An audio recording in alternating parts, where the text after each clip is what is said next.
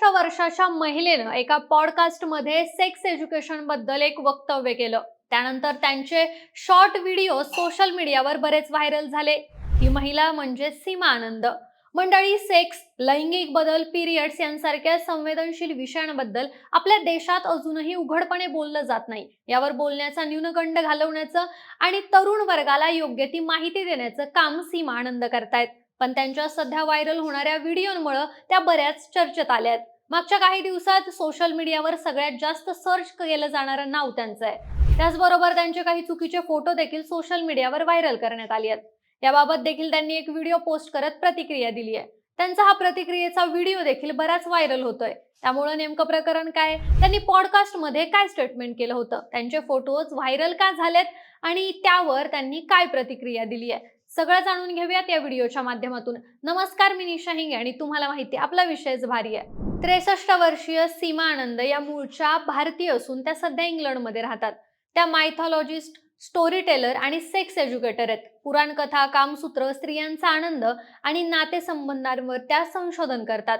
पारंपरिक साडी, पांढरे केस आणि शांत व्यक्तिमत्व असताना आधुनिक पद्धतीनं कन्सेंट, इंटिमसी यावर त्या खुलेपणानं बोलतात. त्यामुळे त्या तरुणांमध्ये जास्त प्रिय आहेत.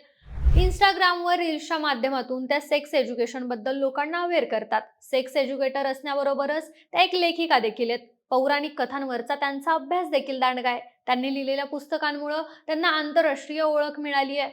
अलीकडेच एका पॉडकास्टमध्ये त्यांनी एक वक्तव्य केलं आणि त्यानंतर त्यांचे AI जनरेटेड फोटोज व्हायरल करण्यात आले. त्याच्यामुळे त्या अजूनच जास्त चर्चेत आल्या. तर नेमकं झालं काय? शुभंकर मिश्रा यांनी एका पॉडकास्टमध्ये त्यांची मुलाखत घेतली. यामध्ये सीमा आनंद यांनी स्त्री पुरुष शरीर संबंध, लिव्हिंग मध्ये राहणं योग्य की अयोग्य, लग्नानंतरचं वैवाहिक जीवन अशा अनेक विषयांवर मोकळेपणानं चर्चा केली. यावेळी त्यांनी सीमा आनंद यांना प्रश्न विचारला. कमी वयाच्या मुलांना वयाने मोठ्या असणाऱ्या महिलांचं मोठ्या प्रमाणावर आकर्षण काय, याबद्दल तुम्ही काय सांगाल? यावर उत्तर देताना त्या म्हणाल्या, मला एका 15 वर्षाच्या मुलानं अप्रोच करण्याचा प्रयत्न केला होता, पण मी त्याला स्पष्टपणे नकार दिला. त्यांनी त्यांच्या आयुष्यातला सांगितलेला हा किस्सा सोशल मीडियावर प्रचंड व्हायरल झाला. यानंतर सीमा आनंद यांचे अश्लील फोटो तयार करून ते सोशल मीडियावर व्हायरल करण्यात आले. याबाबत प्रतिक्रिया देत त्यांनी एक व्हिडिओ पोस्ट केलाय. मागच्या आठवड्यात माझे काही AI जनरेटेड फोटो सोशल मीडियावर पोस्ट करण्यात आलेत. लोकांची मानसिकता किती घाणेरडी आणि किळसवाणी आहे हे यावरून मला समजलं.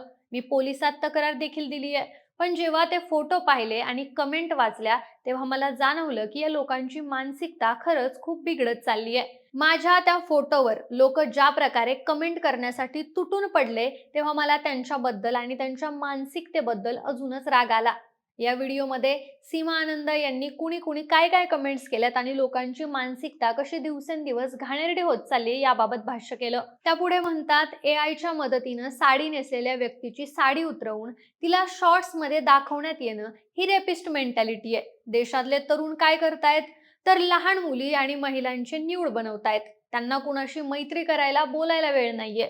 मी 63 वर्षांची आणि तुम्हाला माझ्या न्यूड्स हवेत का? आता वडील मुलांना हेच सांगत असतील की मोठं झाल्यावर तू हवं ते बनू शकतोस आणि यावर मुलं उत्तर देत असतील की हो, मोठा झाल्यावर मी रेपिस्ट होणार. तुम्हाला याची कल्पनाही नाहीये की मला या सगळ्या गोष्टींमुळे किती वाईट आणि शोषण झाल्यासारखं वाटतंय आणि हे सगळे प्रॉब्लेम्स येत्या काळात वाढतच जाणार आहेत. त्यामुळे अशा प्रकारच्या AI जनरेटेड फोटोंची बाजू घेणं सोडून द्या. सीमा आनंद यांनी त्यांच्या AI जनरेटेड व्हायरल फोटोज बाबत उघडपणे बोलून मोठी हिंमत दाखवली. त्यांच्या या व्हिडिओवर नेटकरी प्रतिक्रिया देतायत. तुम्ही योग्य केलं. अशा पद्धतीचं धाडस दाखवणं आवश्यक होतं. 3 वर्षांची चिमुरडी असो किंवा 63 वर्षांची स्त्री, कुणीही सेफ नाहीये हेच कळतंय. तुम्हाला नाव जर कळलं असेल तर ती नावं पण पोस्ट करा.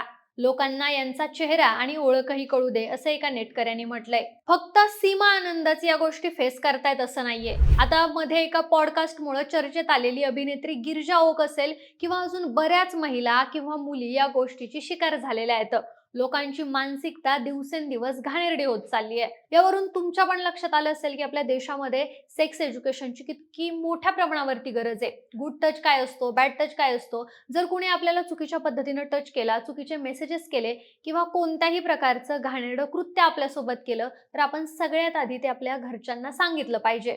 या गोष्टींचा अवेअरनेस खूप मुलींमध्ये नाहीये. किंवा दुसऱ्या बाजूला मुलांनी मुलींसोबत कसं वागलं पाहिजे, कसं बोललं पाहिजे, विदाऊट कन्सेंट सेक्स करणं किती चुकीचं आहे, मुलींचे पिरियड्स असतील किंवा आता थायरॉइड, पीसीओडी सारखे आजार असतील, यामध्ये मुलींना काय त्रास सहन करावा लागतो, अशा बऱ्याच गोष्टी आहेत की ज्या गोष्टींबद्दल बोलायला अजूनही लोकांना लाज वाटते. पालकही या गोष्टी मुला-मुलींना सांगत नाहीत आणि शाळेमध्ये देखील या पद्धतीचं शिक्षण अगदी लहानपणापासून दिलं जात नाही. त्यामुळे या गोष्टीचं प्रॉपर एज्युकेशन आपल्यापर्यंत पोहोचेपर्यंत आपल्याकडून बऱ्याच चुका झालेल्या असतात. शरीर, भावना आणि नातेसंबंध या गोष्टी आजच्या लहान मुला-मुलींना समजणं खूप गरजेचं आहे. या गोष्टी मुलांपर्यंत पोहोचत नाहीत. त्याच्यामुळे ते चुकीच्या समजुतीमध्ये अडकतात. सोशल मीडियावर किंवा ऑनलाईन कुठेतरी माहिती बघतात आणि अनेकदा तीच माहिती चुकीची असते. त्याच गोष्टींचा समज डोक्यामध्ये घेऊन बसतात. लाजेमुळे त्या गोष्टी कधी विचारतच नाहीत. सेक्स एज्युकेशनमुळे ही भीती कमी होते आणि व्यक्तीला आपल्या शरीराचा, भावनांचा, हक्कांचा समज येतो. त्याच्यामुळे कन्सेंट, सुरक्षित सेक्स, आदर, लैंगिक आरोग्य आणि मानसिक आरोग्य हे विषय स्पष्ट होतात. योग्य माहिती असेल तर आपल्याला अन्याय, अत्याचार ओळखता येतात. लहान मुला-मुलींना म्हणजे अगदी 2 ते 3 वर्षाच्या मुला-मुलींपासून ते 21 वर्षाच्या मुला-मुलीपर्यंत प्रत्येकाला सेक्स एज्युकेशन देणं गरजेचं आहे. आता याचा अर्थ असा आहे की त्यांच्या वयोगटानुसार त्यांना ज्या गोष्टी गरजेच्या आहेत त्या गोष्टीचं ज्ञान त्यांना दिलं गेलं पाहिजे. उदाहरणार्थ अगदी लहान वयोगटातले म्हणजे 2 वर्षाच्या मुला-मुलींपासून ते एक 8 ते 10 वर्षाच्या मुला-मुलींपर्यंत गुड टच काय असतो, बॅड टच काय असतो, प्रायव्हसी, सुरक्षितता या सगळ्या गोष्टींबद्दल सांगितलं गेलं पाहिजे. याच्यातून त्या मुलांना पण स्पष्ट होतं की कोण त्यांना टच करू शकतं आणि कोण नाही. काही चुकीचं वाटलं तर मोठ्यांना सांगण्याची हिंमत त्यांच्याकडे येऊ शकते. किशोर वयात होणारे शरीरातले बदल, भावना, अट्रॅक्शन, कन्सेंट, पिरियड्स, लैंगिक आरोग्य अशा गोष्टी 5वी ते 12वी पर्यंतच्या मुला-मुलींना सांगितल्या गेल्या पाहिजेत. लहानपणीच योग्य माहिती मिळाली तर मोठेपणी चुकीचे निर्णय कमी होतात आणि हे सगळं करण्याचं काम करतायत सीमा आनंद. बाकी या घडलेल्या प्रकाराबद्दल तुमचं काय मत आहे? सेक्स एज्युकेशन देणं गरजेचं आहे का? याबद्दल तुम्हाला काय वाटतं? आम्हाला कमेंटमध्ये नक्की सांगा आणि सोबतच आपल्या विशेष भारी या चॅनलला सबस्क्राईब करायला विसरू नका. धन्यवाद.